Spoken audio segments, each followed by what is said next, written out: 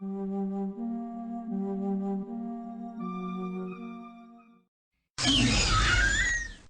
sa grande surprise, contrairement aux Ukruks, les Sindaruls avaient réussi à dresser certaines créatures de la jungle.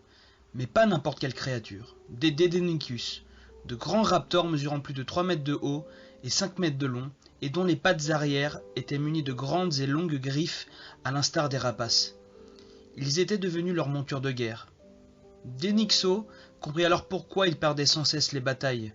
Les Sindaruls étaient bien plus nombreux et mieux préparés à la guerre.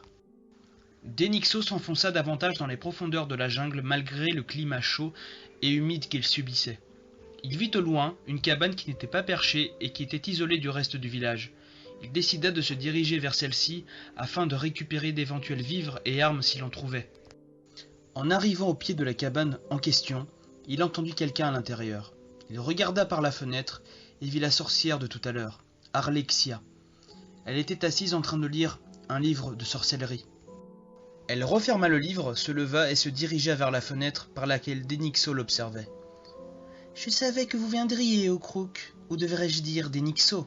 Entrez donc, je ne suis pas armé contrairement à vous, je ne vous ferai aucun mal. » Denyxo, complètement sous le charme de la sorcière, se débarrassa de son sabre et entra dans la cabane. Il avait compris qu'il se faisait manipuler par la sorcière, elle lui avait sans doute jeté un sort. « Je voulais vous attirer jusqu'ici, Denyxo.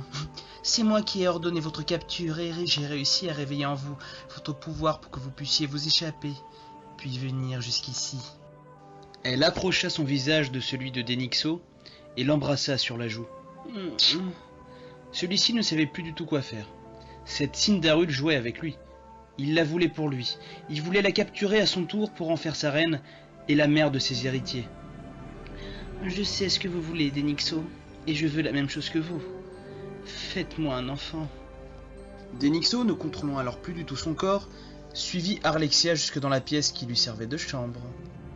Après un long moment de plaisir intense et que Denyxo retrouvait enfin ses esprits, Arlexia se plaça au milieu de la cabane et dit à voix haute « Nommé Zakai, Kodirashi no Ruki !» Denyxo disparut de la cabane comme par magie. Il se retrouva à l'endroit même où il avait été capturé, dans la forêt de Cabo Vert, près du rocher non loin de son village. En effet, la sorcière ne l'avait pas tué. Une voix retentit dans sa tête, celle d'Arlexia. « Je ne vous ai pas tué car je veux que vous assistiez impuissant à la destruction des Ukruks. L'enfant que je porte vous anéantira lui-même.